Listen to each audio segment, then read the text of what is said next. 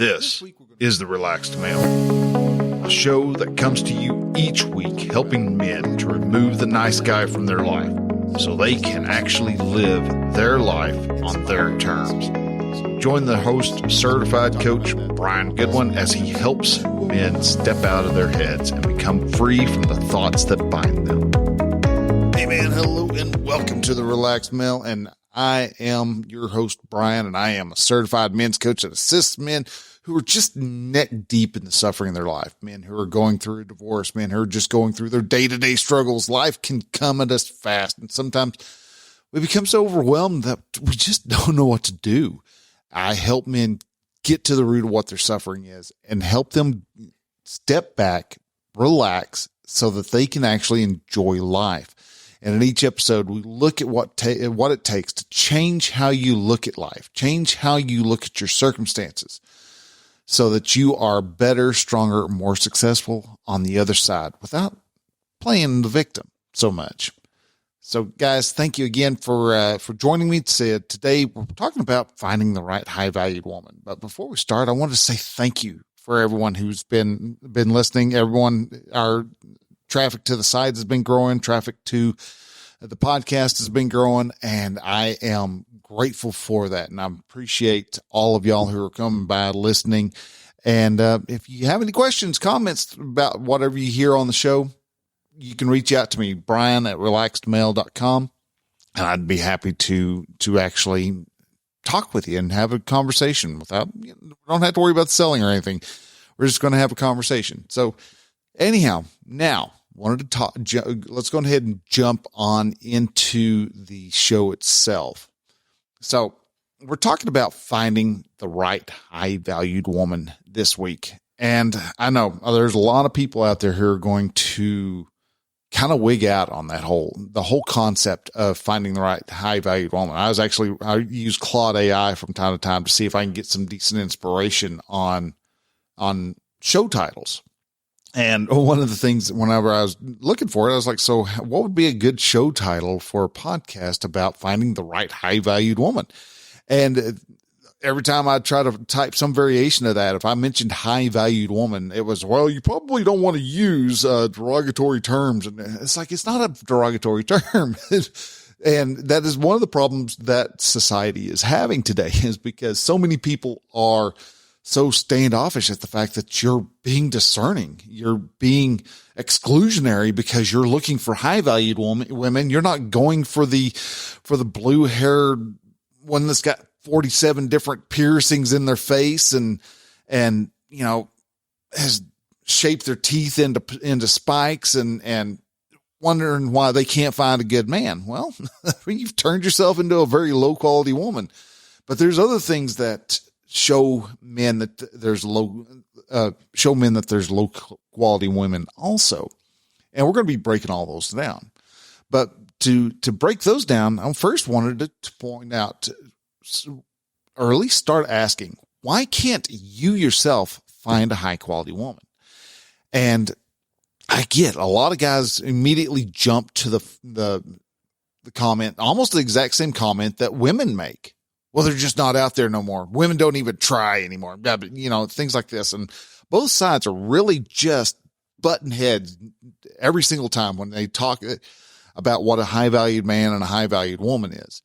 But the reason why you yourself can't find a high valued woman is because of you.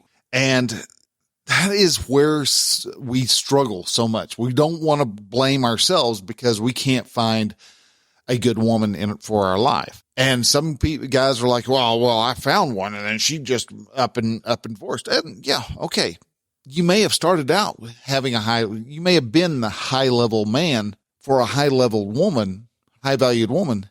But what happened after you got married? You still have to provide high value after you marry. And so, yeah, there's times that women are going to bail. Now, some, they just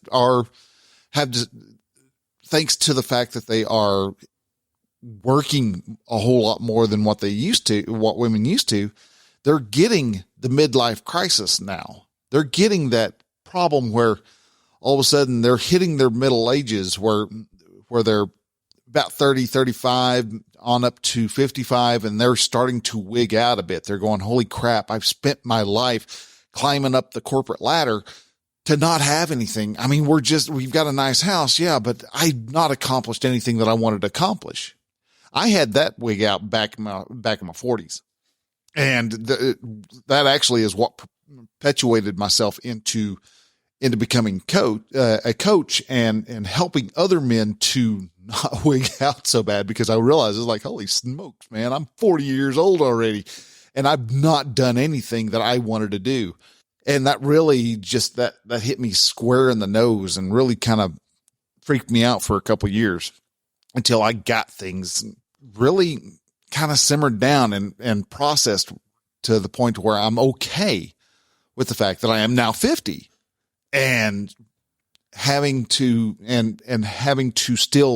I still have maybe another 50 years to go. I mean, I'm about, I've still got 40, 50 years of good life in me. I don't plan on keeling over until I'm in my 90s. But if you view yourself as a low valued person, and a lot of guys, we want to lie to ourselves. We want to go, yeah, no, I'm the greatest thing since sliced bread.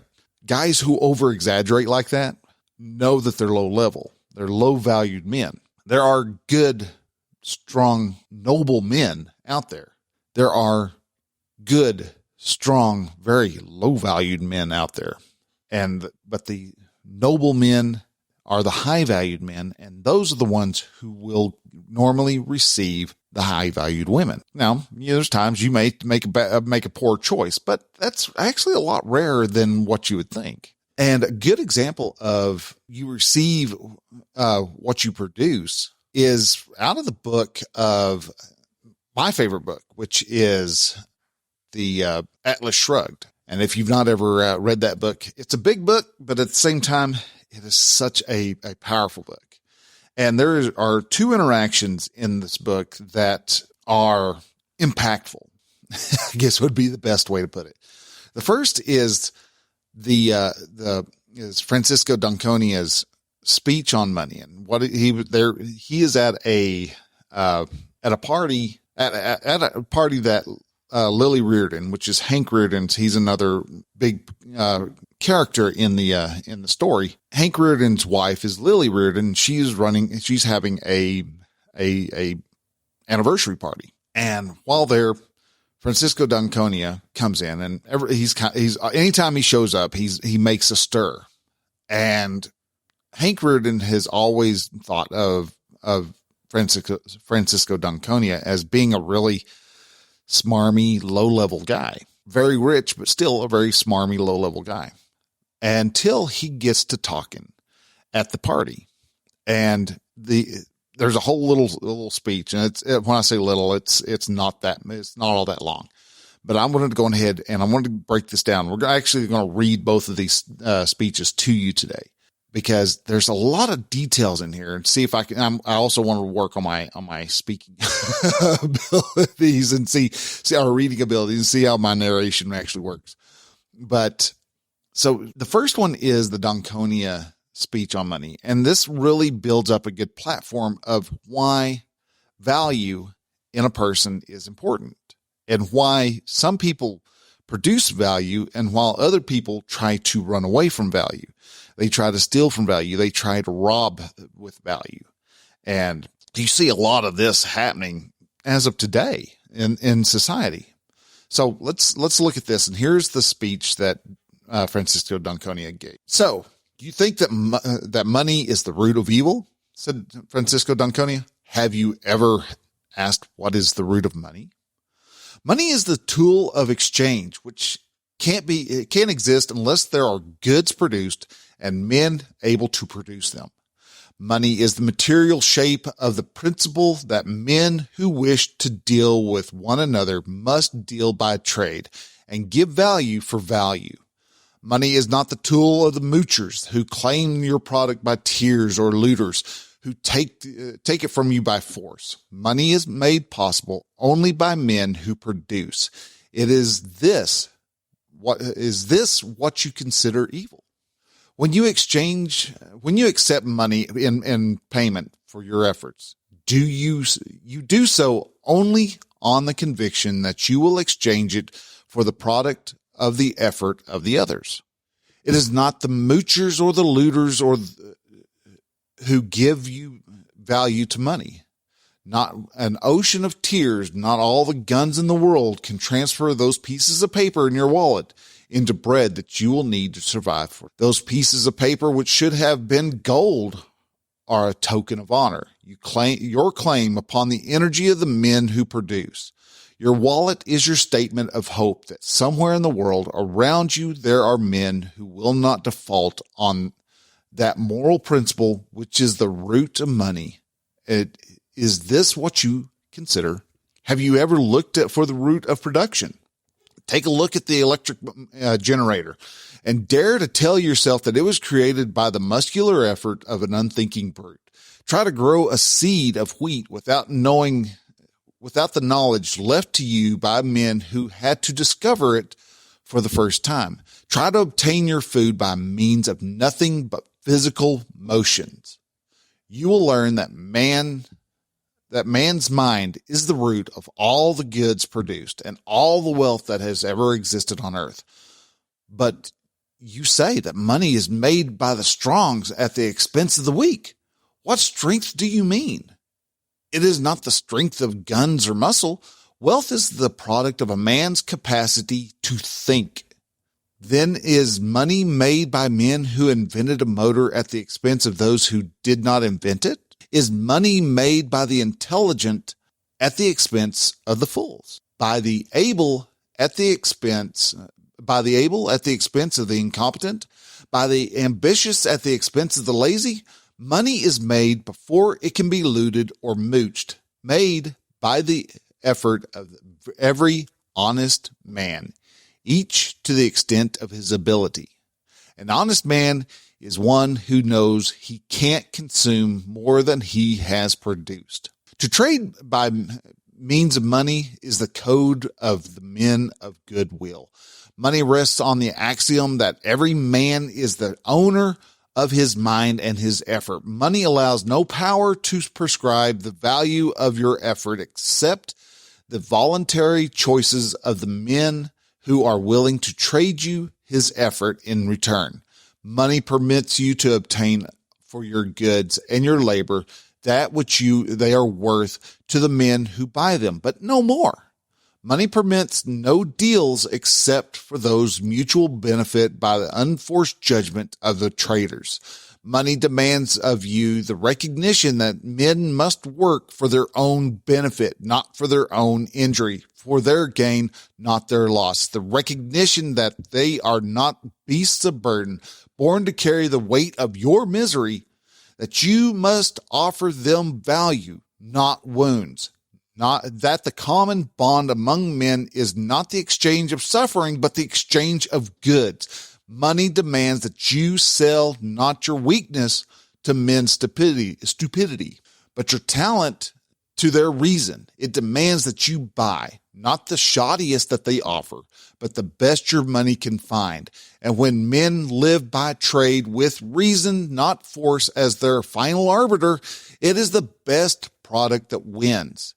The best performance, the man of the best judgment and the highest ability, and the degree of a man's productiveness is the degree of his reward. It is the code of existence, whose tool is a symbol of money. Is that what you consider evil?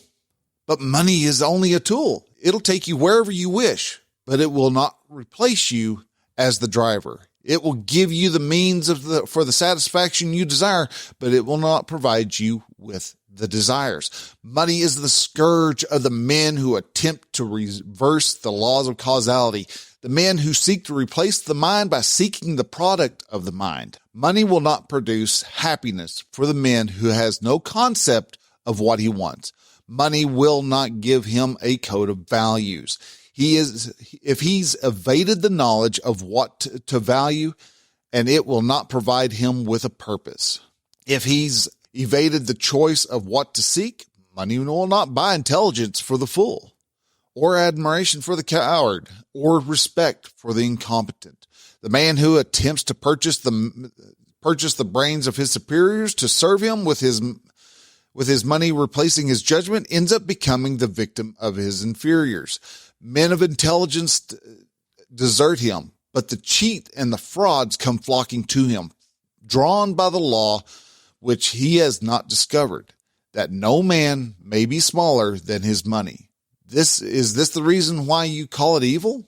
Only the man who does not need it is fit to inherit wealth. The man who does not make his own fortune, no matter where he started, if an heir is equal to his money, it serves him. If not, it destroys him.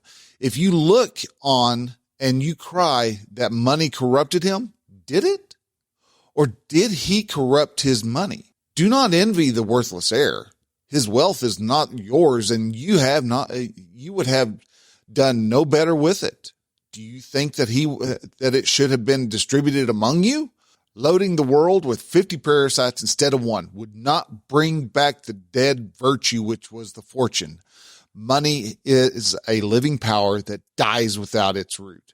Money will not serve the mind that cannot match it. It is the reason why you call it. Is this the reason why you call it evil? Money is your means of survival. The verdict you pronounce upon the sources of your livelihood is the verdict you pronounce upon your life. If the source is corrupt, you have damned your own existence. Did you get your money by fraud, by pandering to man's vices and men's stupidity, by catering to fools in the hope of getting more than your ability deserves, by lowering your standards, by doing work you despise for purchasers you scorn? If so, then your money will not give you a moment or a penny's worth of joy.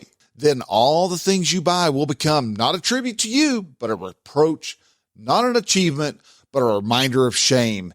Then you will scream that money is evil. Evil because it did not pinch hit for you in respect. Evil because it would not let you enjoy your depravity.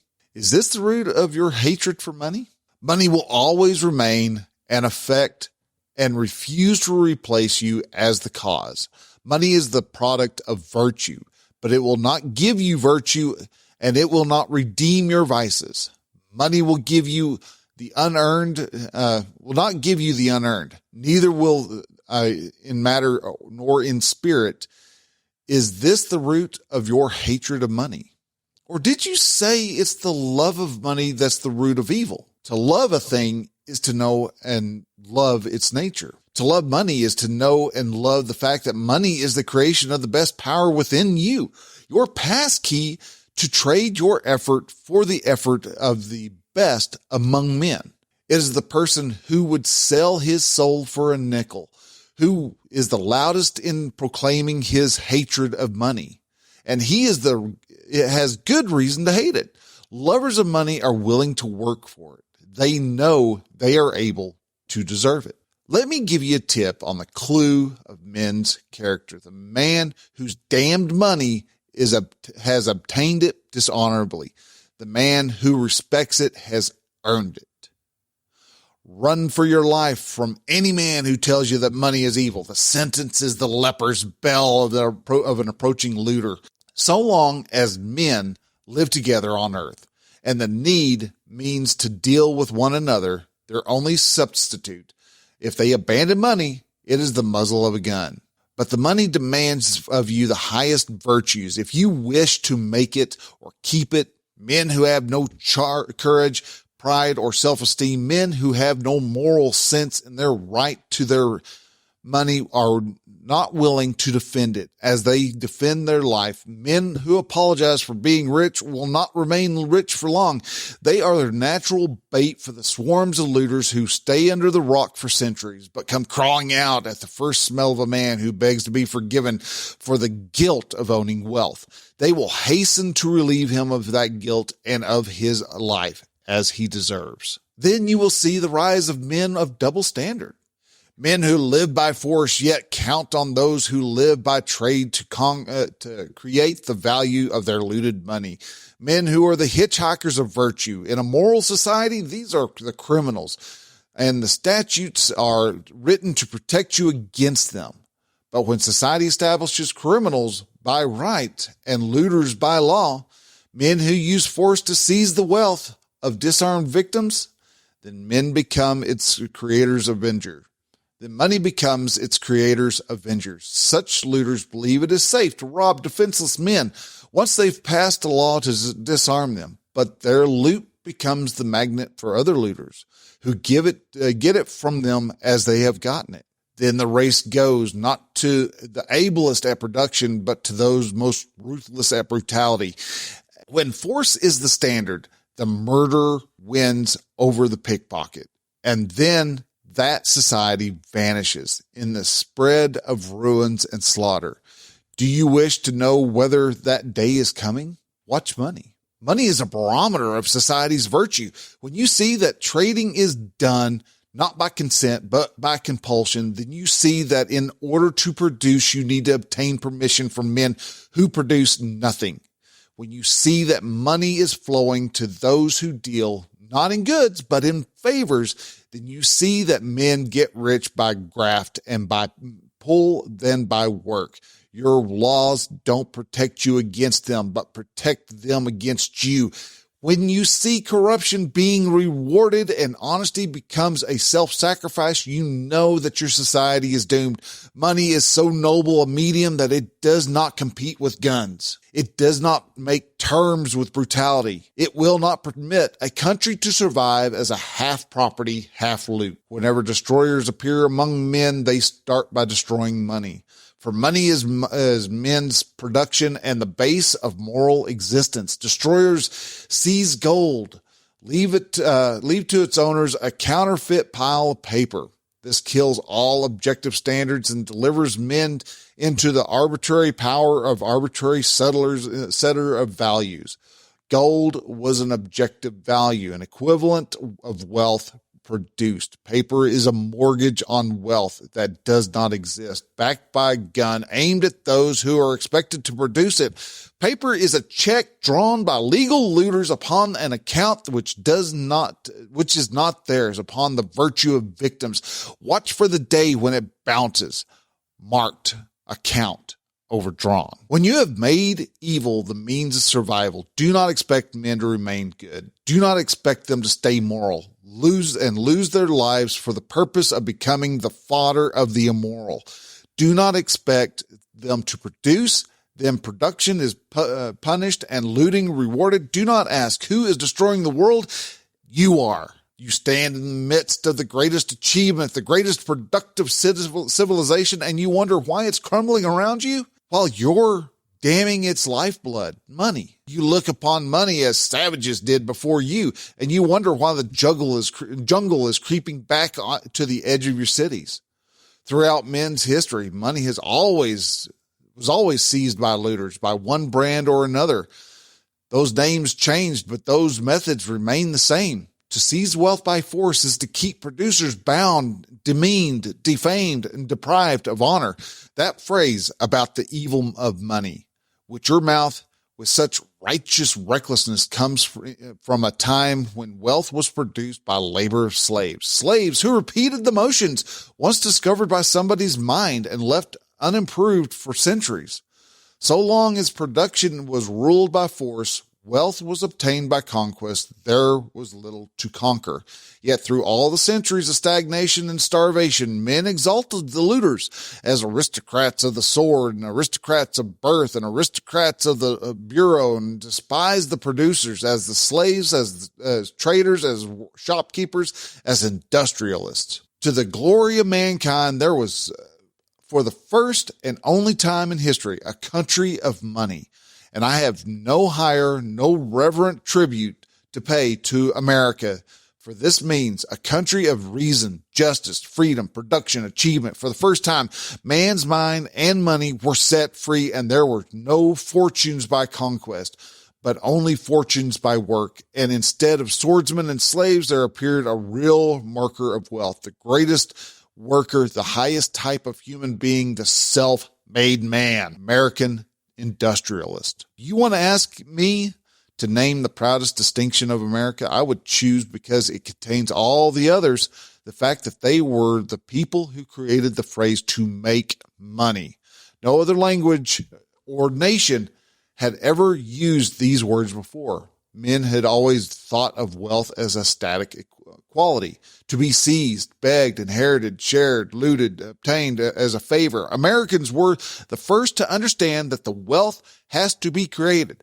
The word to make money holds the essence of human morality. Yet these are the words for which Americans were denounced by the rotted cultures of looters. Now the looters credo has brought you to regard your proudest achievements as a hallmark of shame, your prosperity as guilt, your greatest men, the industrialist, as blackguards, and your magnificent factories as the product and property of muscular labor, the labor of whip-driven slaves like the pyramids of Egypt, the rotter who simpers that he has no difference between the power of the dollar and the power of the whip, ought to learn the difference on his own hide, as I think he will. Unless you discover that money is the root of all good, ask yourself, you ask for your own destruction. And when money ceases to be a tool by which men deal with one another, then men become the tools of men. Blood, whips, guns, or dollars. Take your choice. There's no other. And your time is running out. Now there's a lot to process in there. And I would recommend you go back and listen to this 3 times.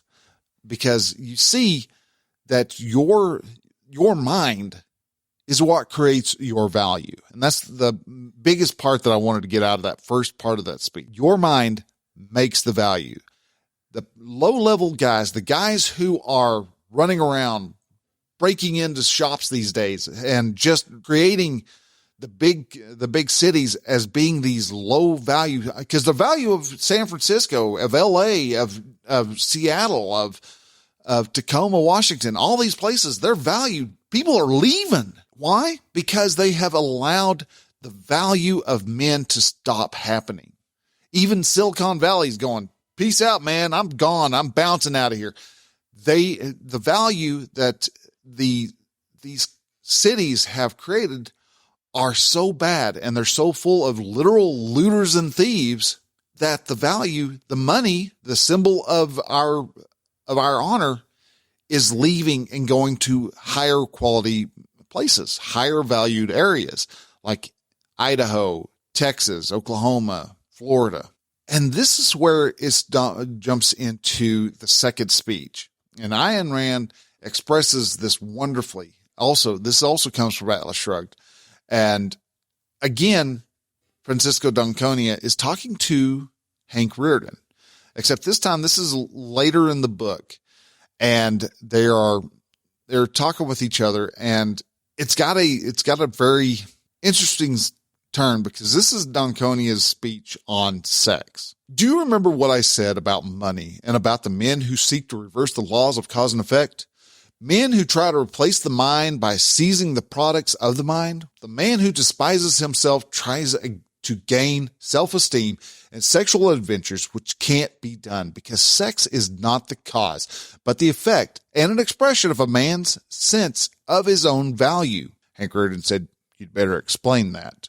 Did it ever occur to you that it's the same issue? Men who think that wealth comes from material resources and has no intellectual root or meaning are the men who think, for the same reason, that sex is a physical capacity which functions independently of one's mind, choice, or code of values. They think that your body creates a desire, makes a choice for you about in some such way as if iron ore transformed itself into railroad rails of its own volition.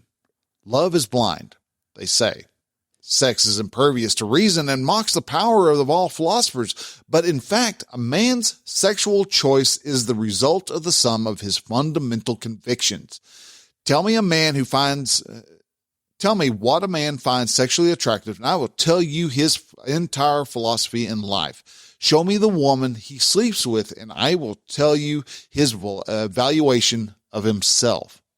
No matter what corruption he's taught about the virtue of selfishness, sex is the most profoundly selfish act of all acts, an act which he cannot perform for any motive of his own enjoyment, just try to think of performing it in a spirit of selfless charity, an act which is not possible in self-abasement, but only in self-exaltation, only in confidence of being desired, of being worthy of desire.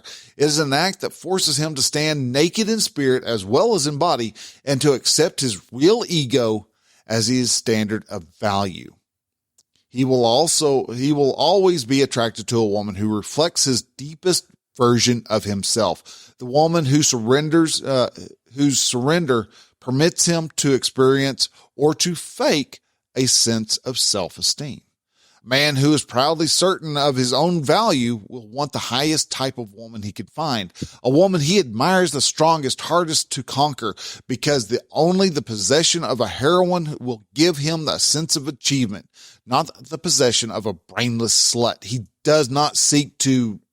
What's the matter? He asked, seeing the look on Reardon's face and the look of intensity much beyond the mere intent of abstract discussion. Fransisco continued, he does not seek to gain his value. He seeks to express it. There's no conflict between the standards of his mind and the desires of his body.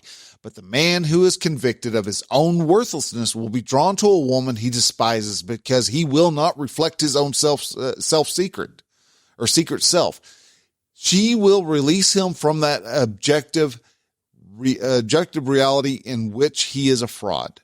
She will give him a momentary illusion of his own value and a momentary escape from his moral code that damns him. Observe the ugly mess in which most men make of their sex lives, and observe the mess of contradictions which they told as their moral philosophy. One proceeds from the other. Love is our response to our highest value and can be nothing else.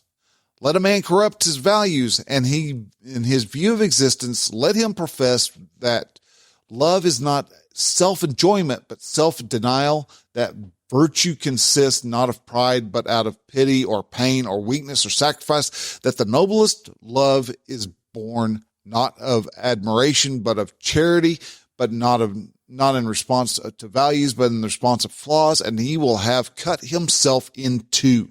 His body will not obey him.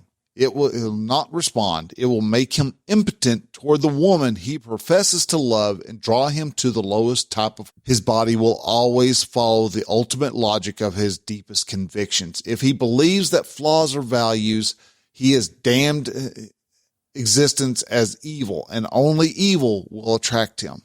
He has damned himself, and he will feel that depravity is all he is worthy of enjoying.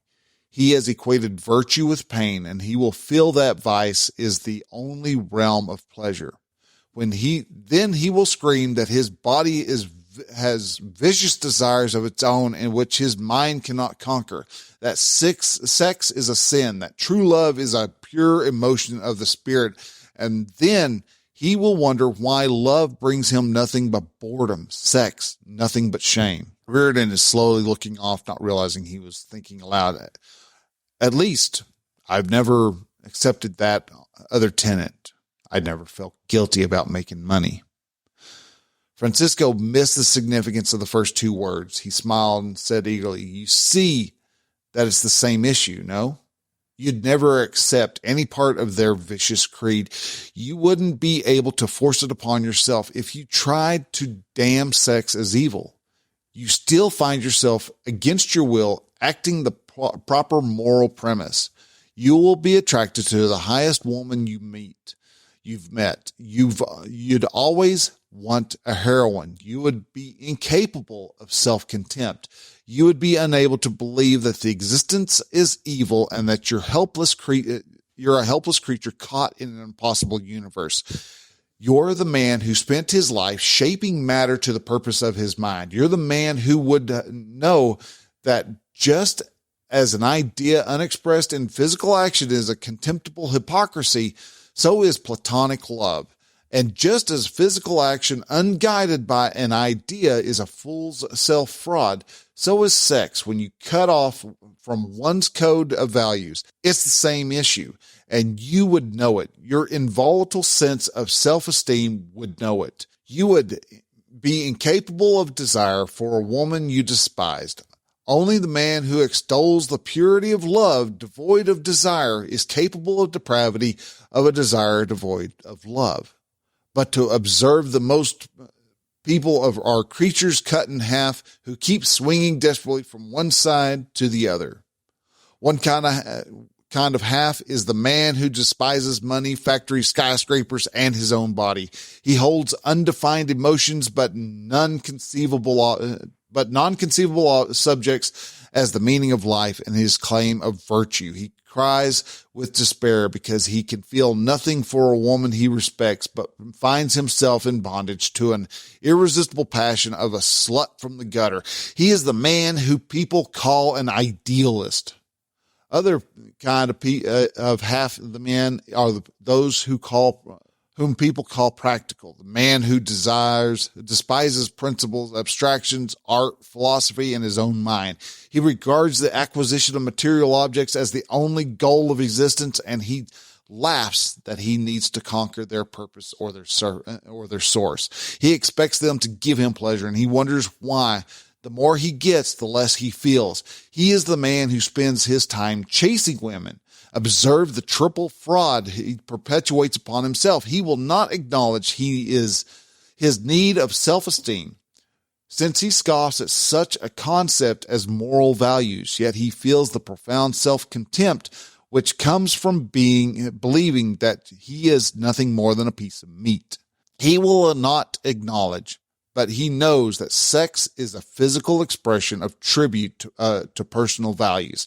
So he tries by going through the motions of the effort to acquire that which should have been the cause. He tries to gain a sense of his own value from the women who surrender to him, and he forgets that the women he picks have neither character nor judgment nor standard of value.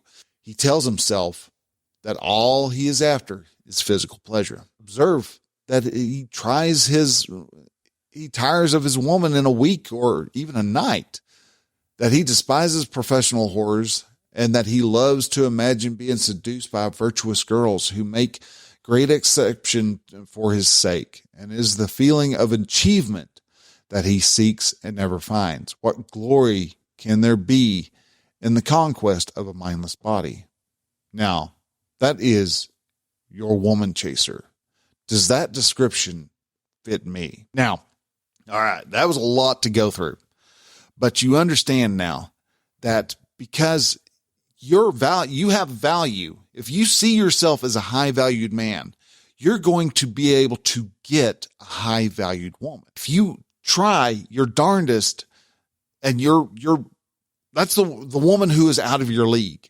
All right. To put it another way, you know how so many times we will go after a woman who is quote unquote out of our league, and we fail at that.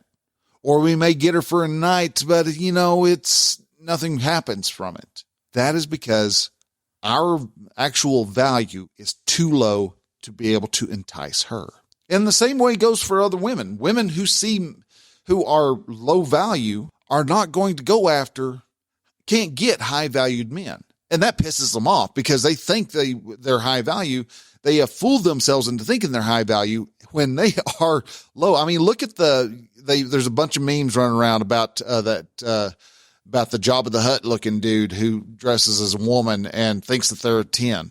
And it's like, yeah, dude, no. They wonder why they are having such senseless actions because they don't see themselves as worthy. What is a high valued woman? Let's look at that. And you can find all sorts of things. I found a couple around that were actually kind of funny, kind of interesting that they had talked about it. But they were things that were very, very womanly. So it was like, has self-care and strives for the best and yet, and all these other things. Like, no, okay. There's a few in there that might be okay, that might get close to what a high valued woman is. But what a guy actually looks for in a woman and is what deems her to be a high value to him is often a woman who has either a very low or no body count. No body count would actually be the best. The virgin. is actually better, because women who go through and have a lot of sex, it sounds like, you want someone who is sexually experienced. And that's the big lie we tell ourselves so many times. We want someone who is sexually experienced, but yet no. A woman who has had a high body count, she's going through the men fast because she can't find the right man. And she's thinking she has to throw herself at a man to get his attention. And that is where it all goes so horribly wrong. Yes, sex is incredibly important in a relationship, but you don't hit that incredibly important part until down the road. Well, what if they're not good at sex? If you've never had sex, you don't know what bad sex is. All right. If you're a virgin entering into a marriage, buddy, you've got that unicorn. If you have women who have had a high level of high level body counts and it's got a lot of notches in her belt, that's where the woman who has sex for only 3 reasons appears. And if you're not familiar with that, women who are of today's era only want sex for 3 different reasons. They want sex when they are looking for a man. They will initiate sex. They will actively and I'm going to say enthusiastically. It's not quite the right word, but enthusiastically crave sex. They will actually go out and they will want to have sex with a man. When they want children, so if a woman gets married and she'll have the little honeymoon period, but then the sex will die off until she decides she wants to have children. Then the sex level will bump back up. And if she fears that she is losing the guy, whether married or dating, if she feels that she's losing the guy, she will start to have sex more often. That's one reason why in older relationships, ones that have gone for 20, 30, 40 years, there's still bits of sex in there, but it is months in between. It's 6 months in between. It's once a year to none. Eventually, when the guy's just says, you know what, let's stop trying to kill myself over sex. We're just going to accept the fact that this is our lot in life. Yet, if you can find a woman who has a very low body count, she's going to like sex a lot more through all of her life. Another quality that makes a woman a high valued woman is a woman who actually sees the value of a woman, who sees the value of being feminine, and sees the value of and the power that a woman has, and stops trying so hard to try to be a man. Now, I'm not talking about the gender confused style of trying to be a man. I'm talking about thinking she has to compete head to head with another man. No. Women are amazing. They don't have to compete with other men. They don't have to compete with anything. They have their own level of power. And when women are comfortable in the fact that they have this power and they don't have to try to be men, they become so much higher valued. Women who have a secure attachment style is another little point that adds to the value of a woman. She can be okay with her guy going to work, and she doesn't have to call him 37 times a day or text him, hey, what you doing? None of that is important. She is busy doing what she needs to do. And she knows she'll see her man when she gets home and when he gets home. A woman who has worked through her daddy issues. All right. Everybody has dad baggage. All right. But it's a lot of women. Sadly, that's part of the reasons why they have such a high body count. They are looking for a man to love them the way they thought they needed to be loved. And when they start sleeping with a bunch of guys, they're not working on their dad issues. All right. They're not working on the dad baggage at all. They're just putting a Band-Aid over what the wound is that they think that they have, when in all reality, her dad was just a guy who was living his life and doing what he could the best that he could at what he was doing. Was it right? No, I had no idea. That is just, it's a thought, his thoughts on whatever his circumstances were. A high valued woman is not a woman who is dragging around 3 kids from 3 different guys, 3 kids from 2 different guys. All right. That again reflects back to the daddy issues, reflects back to the high body count. Woman who puts her heart into all the stuff she tries. She's going to do stuff and she's going to go after it. She's going to do it whether you approve of it or not. That's a damn good woman. But a woman who is also up for the adventure her man is going to take her on. That's a good woman. That's a high valued woman who will confidently push her man to be better. She's not going to let her man settle. That is a good woman, but also takes pride in the fact that her man is encouraging her to get better also. Willing to work as a team with her man, not sit there and try to minimize him, which a lot of women these days do, sadly. And also, and this one's just small. This almost would seem, and guys sadly have jumped into this a lot more. And there for a short bit, I did until it really dawned on me what I was doing. If you're married, it's not a partner. If you are dating, you're not a partner. Drop the term partner. If your girlfriend, your wife is using the term partner, she's dropping her value is what she's doing, because she doesn't see you as a husband. She doesn't see you as the boyfriend, as the fiance. All right. Neither one of y'all need to be using the term partner. The only time a partner is being used is when you're in a homosexual relationship. And even then, this is my husband. I'm his husband. You know, most of the time it seems like the gay men are actually doing the husband thing a lot better than what the straight guy folks are doing these days. And that's a problem with society. And these all go with no matter whether you are divorced, not married, or married. And if you want to, but to be able to get a high valued woman like that, you've got to increase your value. And how do you actually increase your value? There are 4 pillars. Those 4 pillars, the 4 pillars of relaxed male, you have to start working on those. You have to start building on those. These make you a higher valued man. You got to work on your mind. Perform the man's mind. Be reading books that interest you, that bring you to improve your knowledge on whatever your passion is. You have to work on your body. Being an out of shape, potato is not going to work for you. It is not going to draw a high valued woman. All right.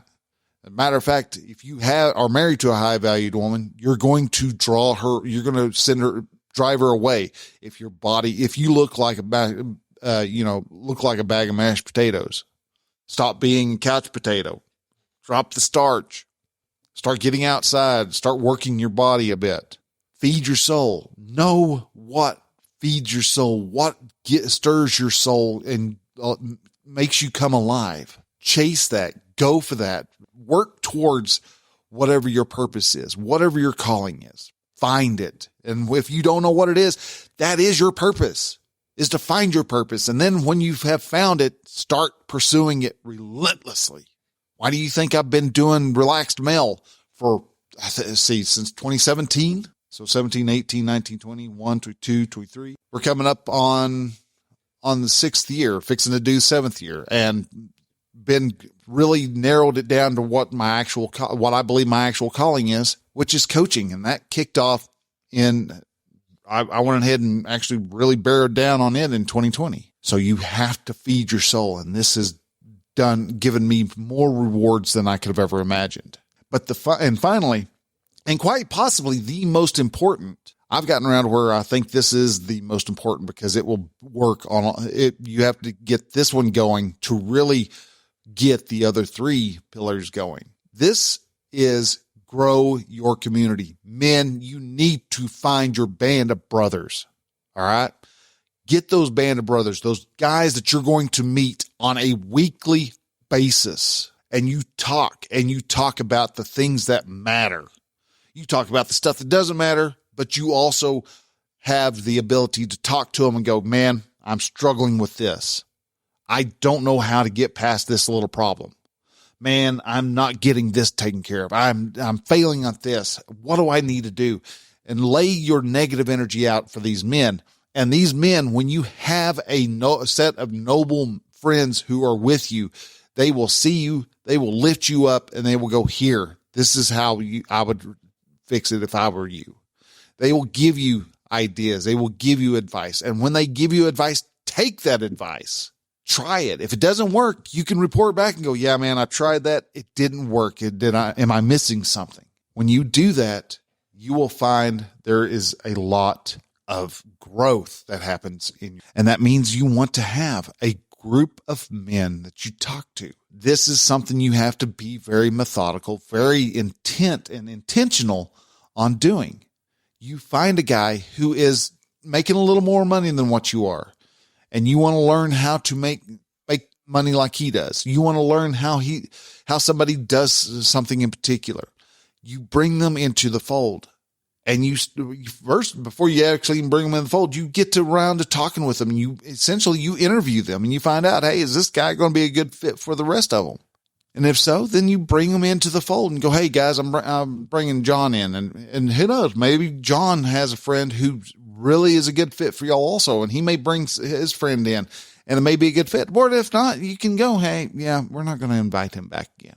The group has a say, but you have to grow your community, and you have to have this set of friends. You do not, your value is going to stay low, and you're going to struggle finding a high-valued woman. Your value really starts to increase when you start feeding your soul. When you start having that value that takes off, boom, you're climbing the value ladder.